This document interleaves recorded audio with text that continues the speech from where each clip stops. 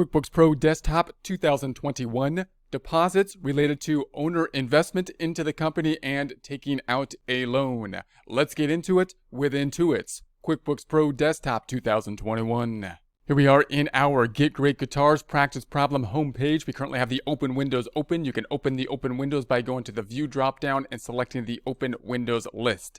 We're now going to enter some deposits. These are going to be the types of deposits that might take place when you start the business, as opposed to what the majority of the deposits would be, which would hopefully be from customers. When we do the majority of deposits, we will go through this process, this flow chart here, meaning we will create an invoice, receive the payment, and then record the deposit, or we will create a sales receipt and then record the deposit. When doing that, using this form, the deposit form, is quite useful because it'll help us to basically group our deposits. We'll see that more in the future. Right now, we're going to be doing a deposit related to the owner putting money into the business. So that often happens at the start of the business. You got the owner that's going to put the money into the business, and possibly a loan where the loan goes into the business. So that will be hopefully a more unusual type of deposit. Doesn't happen as often, and it's not going to go through this normal kind of flow process. So that's what we'll do now. We'll start off looking at the financial statements. So let's go to the reports up top. Go to the company and financial. Let's take a look at the balance sheet. So I'm going to take a look at the balance sheet. Now I'm going to put the date just by habit at the end of the fiscal year that we're going to be working in on. That's going to be 12/31/20. So 12/31/21. So December 31st, 2021, that's going to be like the year end that we'll be working on. We're going to be putting this information starting in January. So we're going to put this in the beginning, first month, January, when we're basically imagining that we're starting our business within QuickBooks. So what would happen if the business owner put money into the business? What's going to happen is the checking account obviously should be going up. The other side, it's important to note, will not be going to income, which is typically going to be the case with normal kind of deposits, but instead go into an equity type of account. Now, as it goes into equity, because this is a sole proprietorship, we could simply put it into owner's equity here, or we might want to try to break out our deposits so we can track the deposits separately and track the owner's equity as the accumulation of revenue over time. And so that's what we'll do this time. Now note that this owner's equity was there because we put our beginning balances in, and that was our starting point. So I'm going to actually create another equity account this time to put in the investments, and then I'll create another equity account when we take money out, when they draw money out. So notice when the owner puts money in or takes money out, it needs to be an equity type of account is the bottom line, as opposed to an income statement account, a revenue or expense type of account. So, and if you're a partnership, then you're going to have to track that information by partner. Every time the partner puts money in or out, you're going to have to track it with multiple equity accounts, assigning which partner is putting the money in and taking the money out of the business. So we're going to do this with a register. We're going to use the check register to do this. I think this is going to be a more straightforward way. Oftentimes, when you're just putting stuff into the system, it might make more sense to some people who have worked with a register type of format some point in the past. For example, if you've worked with a traditional kind of checkbook, the register acts more like a checkbook. Most people, when they think of entering data into an accounting system of any kind, we'll typically think of the cash side of things. So when we enter the data into a checkbook, we'll just enter an increase into cash, and then we just have to add that one added thing that you don't typically do with a checkbook, which is assign another account. The other account we will assign needs to be an equity type of account. We'll put it as an investment of the owner, creating another equity type of account. So there's a couple ways you can get to the register. One is you can go to the banking dropdown up top. You can go to use register. This is the most common way for me to use the register. We get then the drop down. Now the register to me always means the checking account for the most part, but you can use a similar register format for all other accounts. So I'm going to open it this way. I'm going to open up the register, and then here we have the register. Let me just show you the other ways that you can open the register. I'm going to close this back out. I'm going to go to the home tab on the left. And oftentimes you have the register on the right-hand side, the check register right here. I don't typically use that, but some people may really like using the home page and going from it or to it from the home page. The other way you can do it, and I think this is useful to know because you can use a register for more than just the checking account. So it's not just the banking. You can go into the chart of accounts, and then you can use a register for any account that's a balance sheet account, meaning all the ones up top down to the equity account, not for the income statement accounts. So as we go into the register for the checking account, just remember that if you want to think about any other transaction that doesn't include cash, you can use any other register. In other words, if you're talking about something that has cash involved in it, you're probably going to think about cash first and use the register to enter the cash side of the transaction, assigning the other side to whatever other account is affected.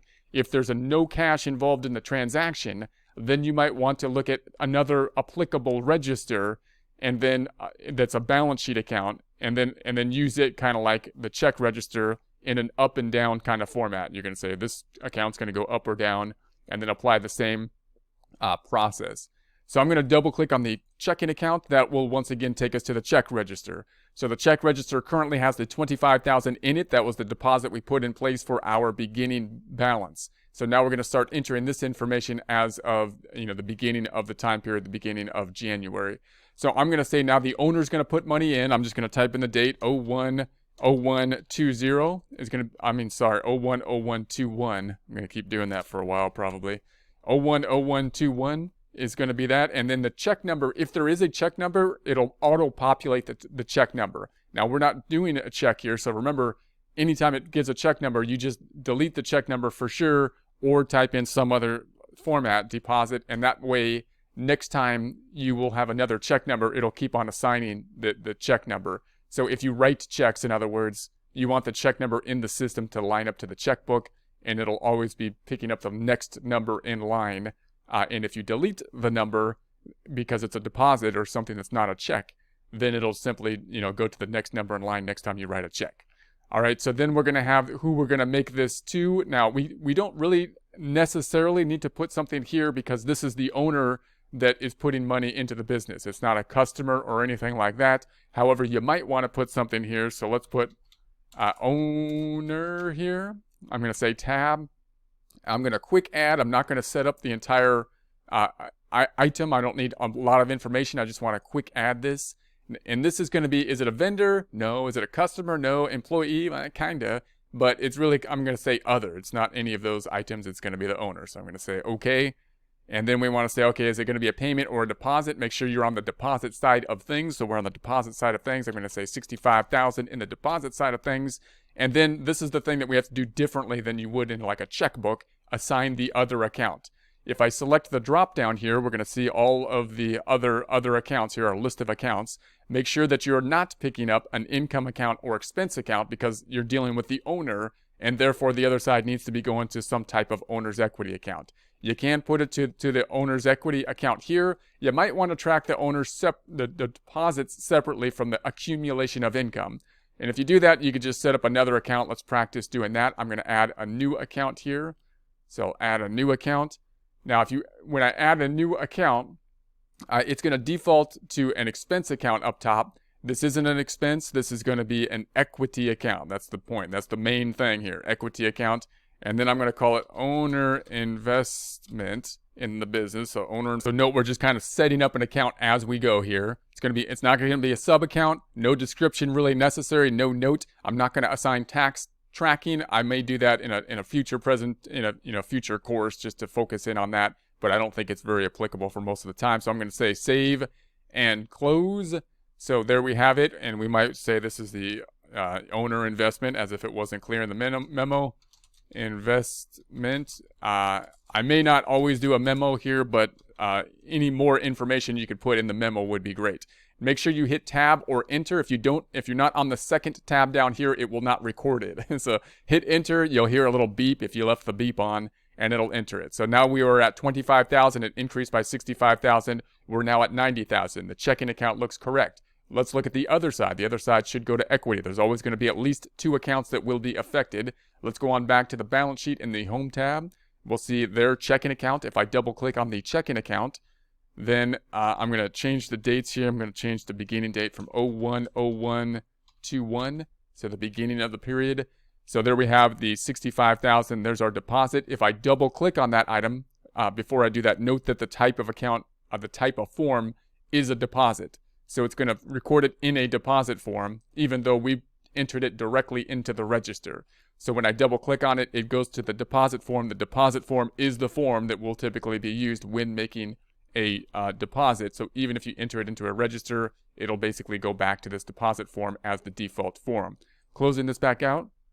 I'm going to say no here. I'm going to change the date range so I don't have to, every time I drill down, it won't make me change the dates to see January. So I'm going to customize the report up top and change the date range. I want to make this 01/01/21, and that way, and so then I'm going to say okay. And then if I go down, the other side is going to be in the equity. So notice now we have a new account in equity. That'll help us as we track income in the future. The income will roll into this account, the owner's equity. And then if we invest money, we're going to put it in this account to show that this is money that we, the owner, put in, not money that has been earned and retained in the company. So if I double click on that 65,000 here, we're going to see the other side, 65,000. Closing this back out. The income statement. No effect should be on the income statement. Let's double check it by going to the reports drop down, company and financial, and let's take a look at the profit and loss or income statement or profit and loss, changing the dates up top from 01/01/21 to 12/31/21. Again, I'm just 21. I'm going to do this for the entire year just as general practice, even though we're entering data in January. Nothing is in there. That's the point, that this was not income. This came from the owner, that it should have no effect on the P&L, no effect on the profit and loss. Now we're going to make another one. I'm going to go back to the balance sheet. So back to the balance sheet, we're going to make another deposit. It's going to increase the checking account. This time we're going to take out a loan. So we're going to imagine we're taking a loan out from the bank. So that's going to increase the checking account. What's going to happen to the other side? Well, it's not going to go to income. It's not going to be revenue, which is going to be normally, hopefully, most of our deposits. And it's not going to go to equity, because equity means the owner put money in. It's going to instead go to a liability account. So we want to enter a liability account. We already have one here called loan payable. Now, when you start thinking about your loans, you might want to break out the loans into multiple different loans if you have more than one loan, and then give the detail, possibly the last 4 digits of the loan number in it. We're gonna basically assume that we're refinancing this loan, and we're gonna tack this on to the new loan terms that we're gonna have. So we'll increase it to this account. But the other way you can think about it, a loan, is you can have one generic account like loans payable, and if you have multiple loans, you put all those loans payable into one account, because that's how it would typically be reported on financial statements. And then break out the detail. Make sure you understand the detail in like your loan statements and your supporting documents. I would recommend, if you have multiple loans, breaking out another account per loan. But here we're going to put it into the loan payable. So that's just my recommendation. We're going to do the same thing. You could go to the let's go back to the home page. You could do this with a deposit again. I'm not going to use this form. However, I'm going to go to the register. I will use the deposits. I think the form works really well when you're doing this flow process. But again, if you're entering data directly into the system and you're not going through the accounts payable or coming from a sales receipt that's going into undeposited funds, then it may be easier and quicker to go directly to the register. How do you get to the register? You could do it here in the home page. You can go to the banking dropdown, use register here. You can go to lists and go to the chart of accounts, which is the way I will do, because I want to practice doing that, because I want to see that you could use the register for more than just the checking account, but for all other balance sheet accounts in a similar fashion. So we're going to then double click on the checking account. So double click on the checking account. Here's our last transaction that we entered in there. Now we're going to enter the loan. So I'm going to say the loan, I'm going to have it happen on 01/02/21. And once again, this is a deposit, so I'm going to get rid of the check number and put something else there. I'm going to say we're getting the money from Chase, which is a bank account. This is something that is not set up yet, so we can add a new one here, or I simply just type in the name of the person we're going to get the deposit from, and then say tab. It's going to say, hey, we don't have that name. Do you want to add it? I do. I don't want all the detail. I don't need the address or any of that kind of stuff. I'm just going to simply quick add it. Now, once again, this doesn't fit into our normal kind of thing, because this isn't someone we're paying. This isn't someone who is a customer, and it's not an employee. So I will put this into other, and I'm going to say okay, and then make sure that we're on the deposit side of things. We're on the deposit side of things, and this is going to be for $50 50,000. So we're going to say that we're getting 50,000 from this loan. Drop down, we're looking for a liability account now. So we're concentrating on the account types. We want to make sure that we have liabilities. So it's in order, assets, and then liabilities. So here's the loan payable that we want. That's the one we want. If you were to start typing it in up here, loan payable, then it'll pick it up. It'll pick it up for you. And this is a loan that we're taking out. Once again, you might want the loan number here or something like that in the memo possibly. Could give you some more detail, but I'm going to keep it as is. And then make sure to hit enter so that it's on the second cell before you do anything else. So that'll give you the total up top. That'll mean that it's recorded. It'll give you a little beep as well. And then we're going to go back to the balance sheet and see what happens. Up to the checking account. The checking account should have increased at this point. If we double click on the checking account, then there's our loan, there's our 50,000. If we double click on that 50,000, we're going to go back to the deposit screen. So it doesn't go back to the register, it goes back to the deposit screen even though we used the register. And then I'm going to close this back out.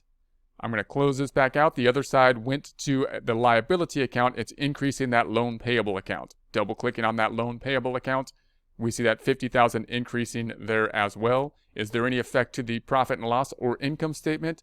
There should not be, so I hope not. So we're going to go back over there, and no effect on the profit and loss items here because that was not a deposit from a customer. Therefore, there should be no impact here. Back to the balance sheet. So I'll go through this slowly. If you're following along, these are the balances we have at this point. You might want to check the balances as you go each time and just make sure that you're lined up with what we have. If you're not lined up with what we have, then you could try to use the backup files if you have access to them to get back to the point where you are lined up and then move forward from there. It's also useful to look at the trial balance. So I'll try to look at that at the end of each process because it's a little bit cleaner to see. So if I go to the accounting and taxes and open the trial balance, then I'm going to change the dates from 01/01/21 to 12/31/21. And there we have it. So these are the trial balance. You can see it's a lot easier to kind of check your numbers for it. So I'll open up the trial balance. It just has the accounts without the subtotals. And you could check your numbers there and see if you're lining up as we move forward.